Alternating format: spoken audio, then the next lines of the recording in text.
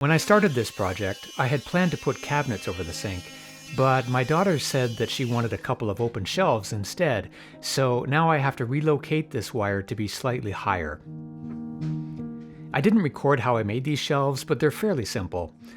This first one is a 10-inch piece of plywood with 2-inch poplar around the edges. These are not going to be floating shelves because I'm going to attach the left end to the corner cabinet and I'll attach the right end to a wine rack that I will mount to the wall.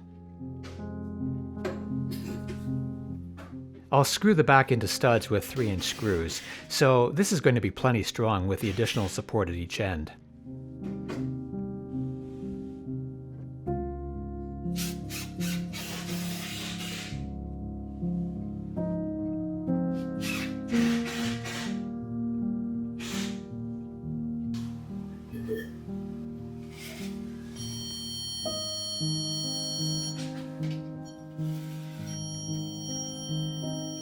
This second shelf is constructed a little differently because it has a recess along the back so that it will fit over a strip of wood that I will attach to the wall.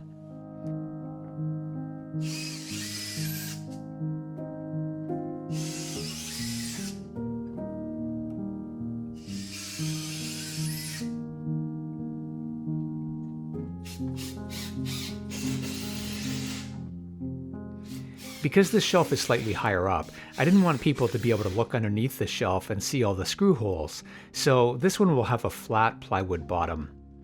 I didn't do that for the bottom shelf because I want to install LED strip lighting along the inside of the poplar edge, so I needed to keep the bottom open. I need to screw this shelf in from the inside of the cabinet because there's no way to screw it in from the outside.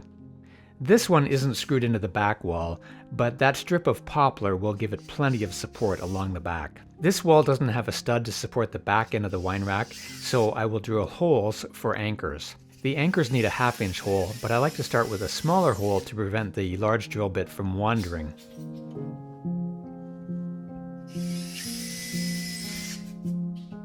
Now I'll drill the 1/2-inch holes and insert the anchors.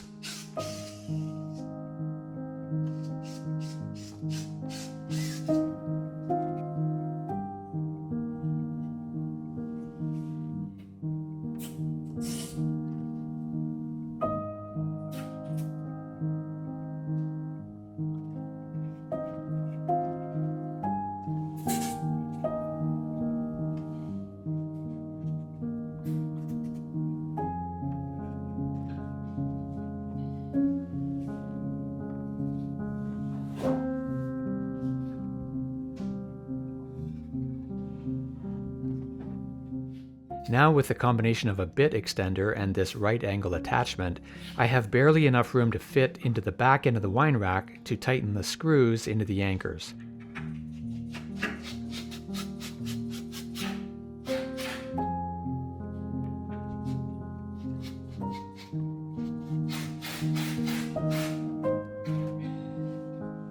At the front end, I need only the right angle attachment and I can screw into the studs. With a 4-inch opening, it was a tight fit with 3-inch screws plus the right angle attachment.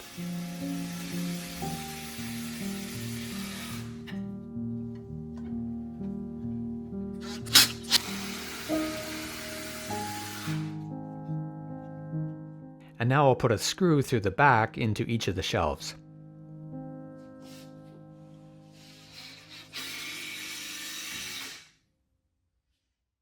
With the shelves installed, I carefully measured the position of each electrical box and the position of the wine rack and shelves, and I've marked everything on the tile back in my workshop with a dry erase marker. This is my first time using a large format tile. Each tile is 24 inches by 48 inches. I wasn't sure if it was going to work, but I wanted to give it my best effort. My tile saw is large enough to cut along the 24-inch width, but I needed to use this hand grinder with a diamond blade to cut the openings for the electrical boxes and to cut the height of each tile.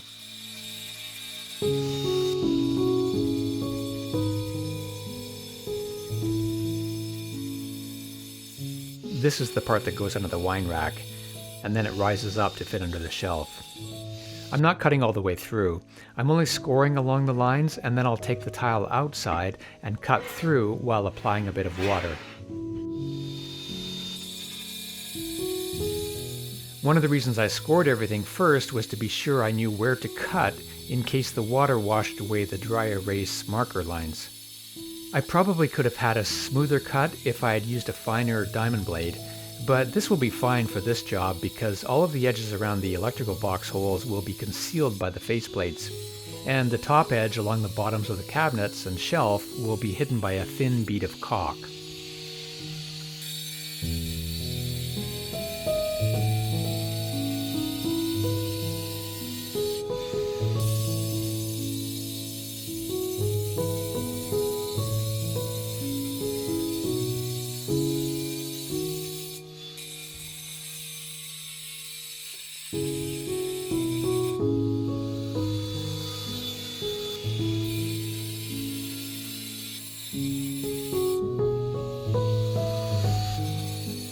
This hole for the 4-gang outlet box was so close to the edge of the tile that there was a risk that it would break along the edge, so I clamped on a couple of pieces of wood to give it support while I finished the cut.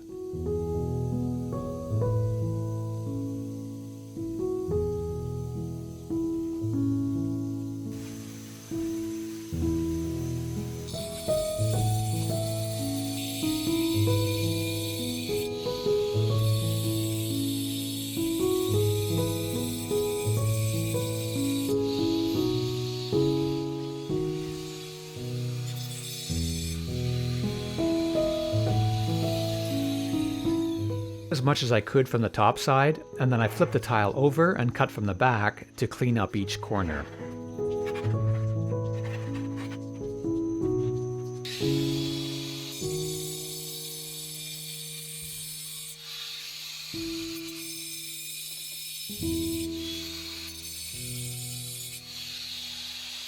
Now, there are a couple of different ways you can get the tile to fit around the outlets and switches, so I'll show two different ways. For this first tile, I cut all the holes to go completely around the switches and receptacles, so I'll need to add spacers behind them to push them out to be flush with the face of the tile.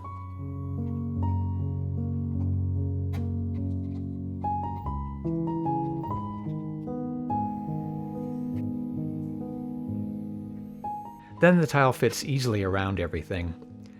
I'm only dry fitting everything now, and there's no thin set mortar yet, so I'll need to add another set of spacers later to push them out further.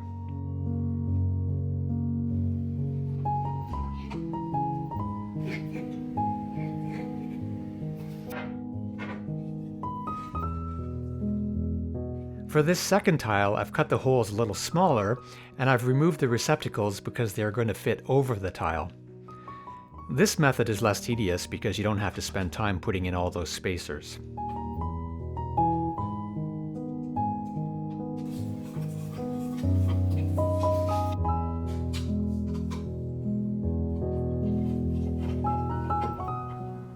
Now I'll apply the thin set mortar to the wall and then back butter the tile to give it a good bond.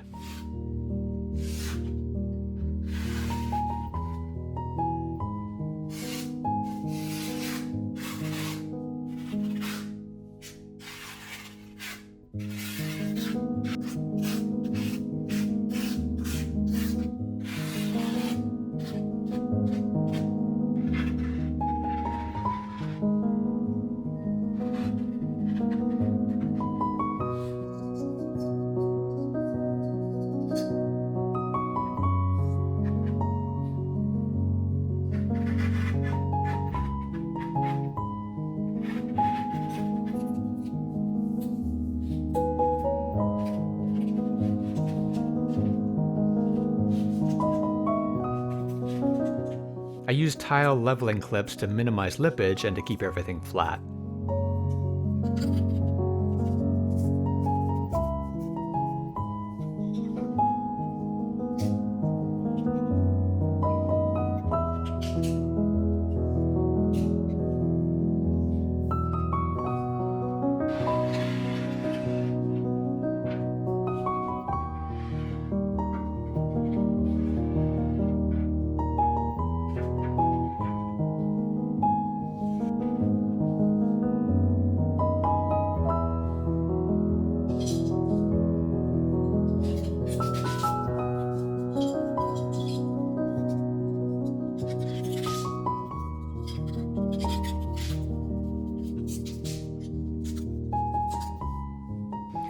put an extra strip of tile along the back of the range, but it's not absolutely needed.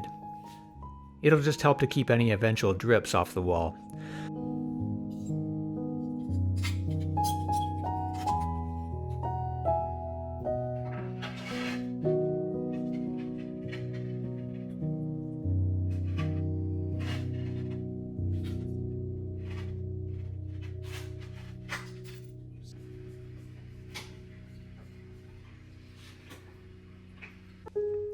The next day, I removed all the clips and applied the grout.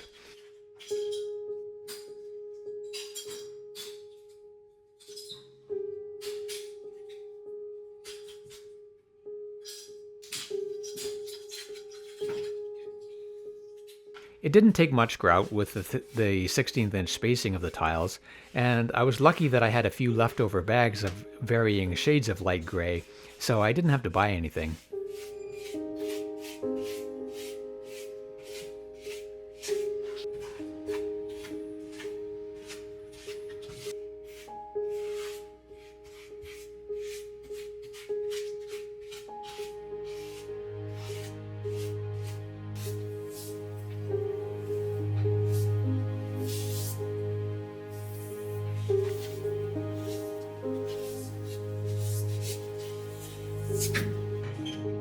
To add the LED lighting, I've made strips of wood that I'll mount to the bottom of the cabinets, and then I'll stick the LED strips along the inside edge.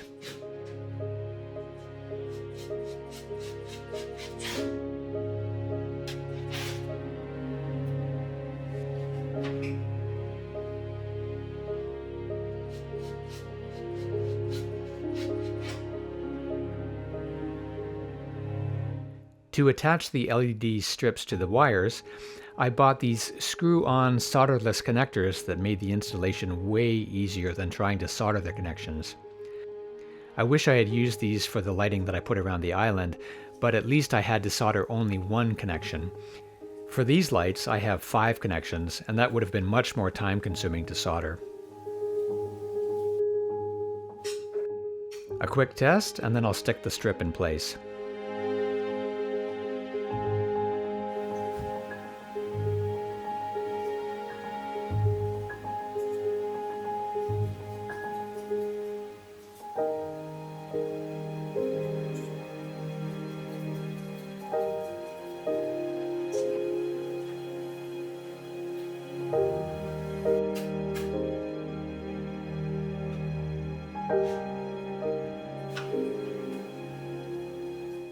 I had to drill a hole in the back corner of the cabinet so that I could feed the wire through and down to the bottom for the next LED strip. Then I connected the strips under the other cabinets, and it looks pretty good.